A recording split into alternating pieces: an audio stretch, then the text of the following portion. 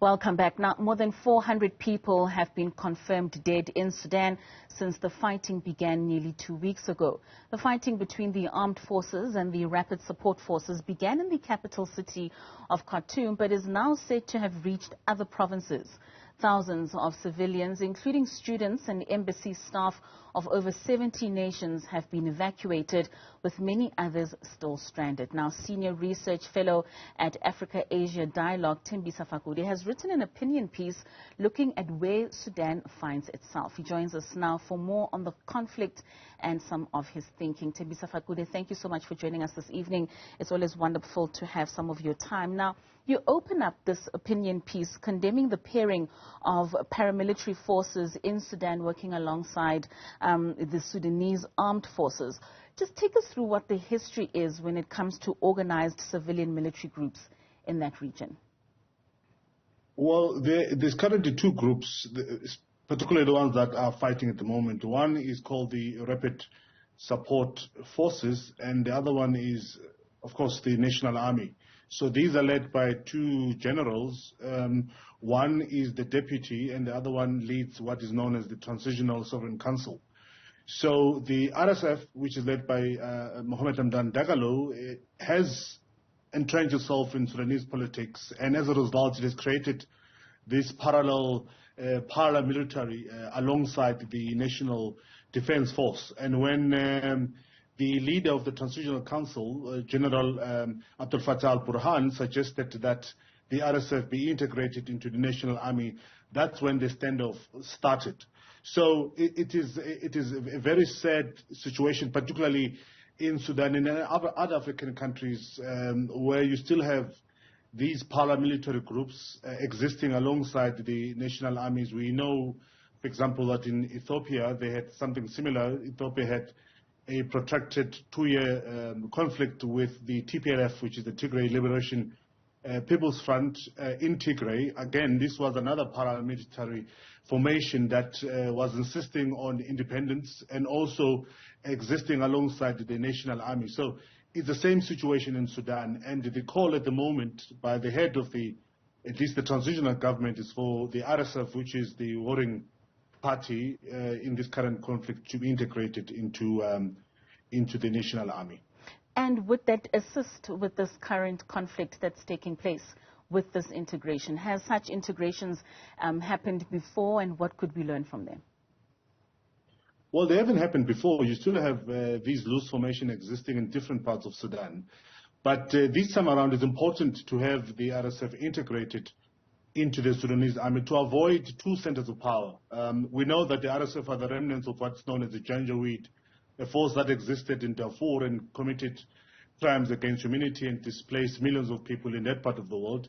Post-2019, after the toppling of Omar Hassan al-Bashir, the RSF was also accused of killing protesters who wanted to fast-track the transfer of to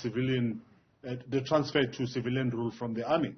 So it's important for Sudanese to have one army because the other one, of course, has proven to be very destructive in terms of it committing a lot of crimes. And also, by the way, it has started exporting some of its capabilities to various countries in the world in return for money. They fought alongside Khalid Haftar in Libya. They went on also to fight with the Saudi-led coalition in Yemen against the Houthis. So it's a problematic formation that needs to be pulled into the National Defense Force. But of course, they're not going to allow that, because right now they continue to benefit from that independence that they have. So taking that power away from them will also be meaning that they would be taking that leverage they have in Sudanese politics.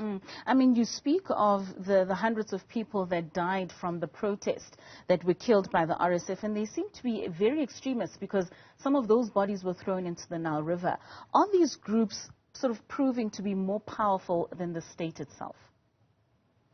Oh, yeah. When I was in Sudan, the RSF was charged with guarding and providing security to some of the most strategic and important installations in Sudan, including the presidential palace. So the RSF forces are much more motivated and inspired compared to the national army, they are well fed and they are well paid, and as a result, they will do whatever it takes for them to maintain the status quo. So this is a challenge that we find not only, by the way, in Sudan. In countries such as Lebanon, you have Hezbollah, which is a country that, again, existing alongside the national army and continues to act in ways that are not necessarily beneficial to the country. I mean, they go to an extent of even fighting wars on behalf of the national army of Lebanon. So what RSF has grown to be is of the similar nature with Hezbollah, and they continue, of course, to create that instability and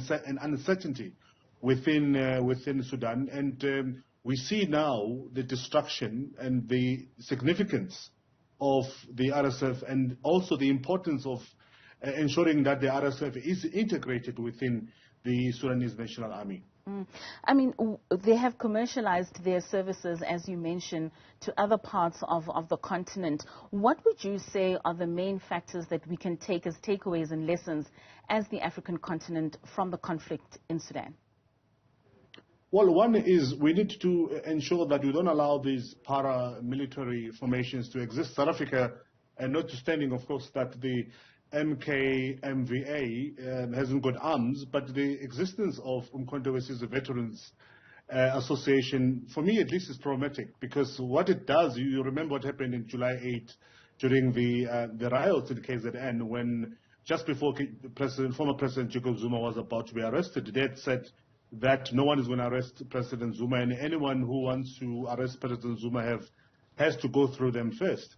That to me was problematic. But again, we continue to seeing them marching and displaying all of the military culture which is akin to other military formations around the world. And one wonders what will happen, for example, if the ANC was to lose power. Are we going to have the Umkhonto we Sizwe coming in and try to stop that eventuality? So for me, it's a problem, as has always been the case, including in countries such as Ethiopia, to allow these paramilitary formations parallel to the national army, because they do present a political challenge, particularly when it comes to peace and stability. And Zimbabwe being one of those examples as well. Exactly. If you remember, the military veterans in Zimbabwe went on to seize the property of the white farmers, and black politicians and cronies of President Mugabe were installed in those farms. And of course, we know that what has happened to those farms. So these parallel powers are extremely dangerous in terms of democracy in Africa and peace and stability in Africa. And this is why, therefore, that the case of Sudan is extremely important, and one hopes that all the parties involved, including the African Union, will ensure that there is a lasting peace in Sudan. And the only way to ensure the lasting peace in Sudan is to make sure that the RSF is integrated within the national force, and there's one force in Sudan and one president and one general of the army, instead of having the current status quo with two heads of the army, which has resulted in the current situation and the standoff that we find ourselves. And with that situation, where will the general of the RSF find himself? We do know, like you mentioned earlier, the atrocities that were committed in Darfur. Will he eventually face the full might of the law? It's a big question, and the answer to that is you can't have former President Umar Hassan al-Bashir being the only one forked to The Hague, whilst his foot soldier, his general, in the form of Mohammed Hamdan Dagalo, was the head of the Janjaweed, the same army or rebel group that created havoc in Darfur. It is the same group that killed thousands of people in Darfur and displaced millions. It is also the same group in 2021 that went on to kill and shoot the protesters in Khartoum after they were protesting for the transfer of power into the civilian rule, and some of the bodies were found inside the Nile because they wanted to reduce the number of people that were killed. So you can't have Umar Hassan al-Bashir. Yes, he was the former president of Sudan, but his full soldiers and henchmen in this regard was Mohammed Hamdan Dagalo, who's currently the leader of the RSF. So there will come a time, of course, if the case does continue in the IEC in The Hague, that the chief witness will have to be called, and that chief witness will be Mohammed Hamdan Dagalo, also known as Hemeti. Now, Thembisa, the RSF has agreed to extend the ceasefire by 3 days, and the AU has called for a permanent ceasefire. Where do we see the situation in Sudan after the next 3 days? Well, it seemed to be holding 72 hours so far. It's just been extended, and Americans are very involved in trying to negotiate the extension of the ceasefire. And I think they will try, because now they understand that the public opinion is definitely going against them, because one, this conflict occurred during a very important religious festival in Sudan, which is Eid al-Fitr, the second most important holiday in Islamic calendar. So they know that the public opinion is definitely dwindling, and they have to try by all means to restore that. So both parties will try and adhere, I believe, to the proposed ceasefire. But we'll have to wait and see in the weeks to come, when the negotiations that are seeking to quell the current standoff take place, whether they will agree to whatever proposals, because I don't see the National Army led by General Burhan relenting in terms of its demand that the RSF must be incorporated within the National Army. All right, Thembisa Fakude, thank you so much for joining us this evening. It's always a pleasure getting insight from you.